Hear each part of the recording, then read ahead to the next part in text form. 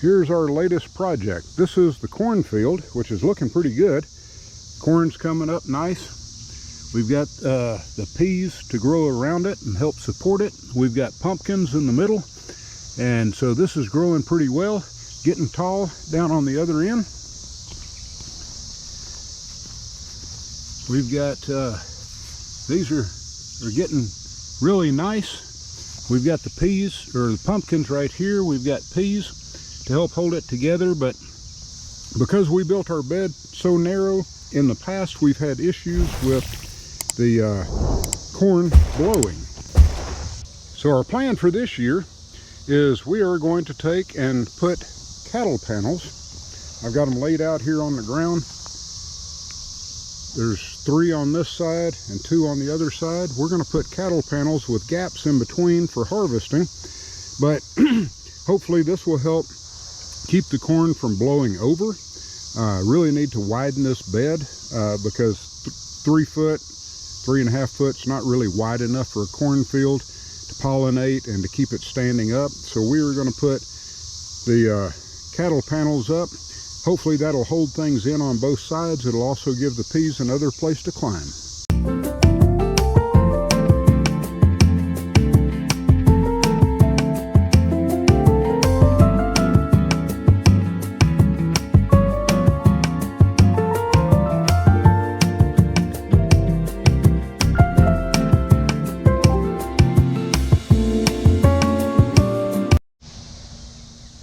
We've got these 2 up, and that's secure enough. That's not going to go anywhere.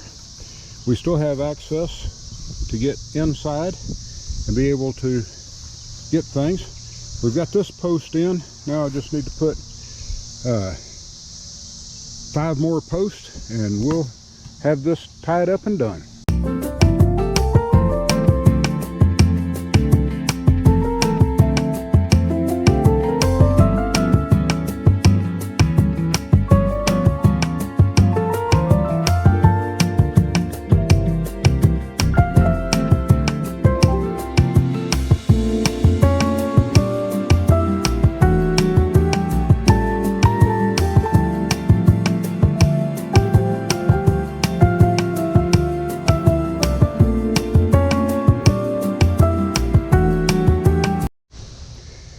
It is now complete.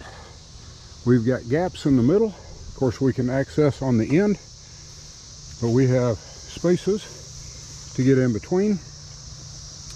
And this should help, I'm hoping, hold up our corn, give our purple hull peas something else to grow up, and maybe even the pumpkins will start growing up it.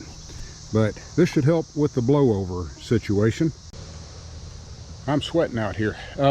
Some of you may be thinking, why just 1 T-post? Oftentimes I'll put 2 T-posts per cattle panel, but because this is down against the ground, it's not going to blow from one side to the other. Same thing on the other side. These aren't going to blow over. These are secure. I'm shaking it with all I've got and it won't go anywhere, so the wind sure won't take it down. But if you've got suggestions for doing it better, leave them in the comments below. Hey, I don't get upset. I love to learn from people, and I'm just giving you some ideas that might help you. I hope it does. If you found anything helpful, give us a thumbs up, hit that like button, and man, I like this breeze coming along. Till next time, God bless. This was a new experiment this year. We'd never done this. We have planted corn, purple hull peas, and squash and pumpkins. I did put a drip line in here, so we just run the hose down here and let it drip. We put up the cattle panels to help hold it all together, because you can see that the pumpkins and the winter squash are growing up the cattle panels, which is also going to help hold the corn in, because we've had an issue as narrow as this cornfield is, that when the wind blows too bad, it's liable to blow the corn over, and then you lose pollination. You also lose you lose pollination, and you also lose the harvest.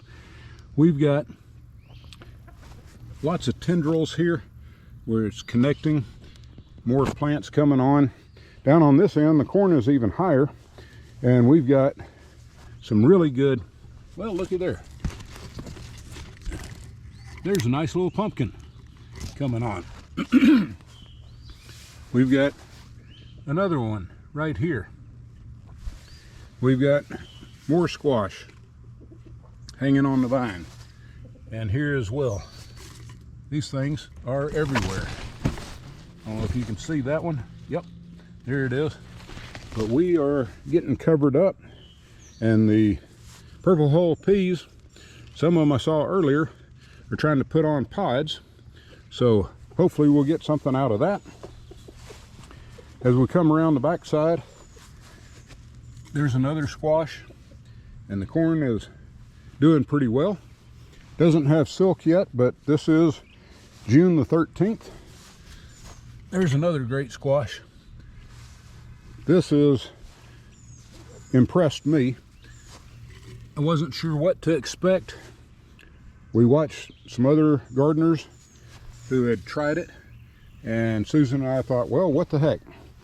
Let's just give it a try. But I mean, that's wider than my hand right now. We've got another one right over here.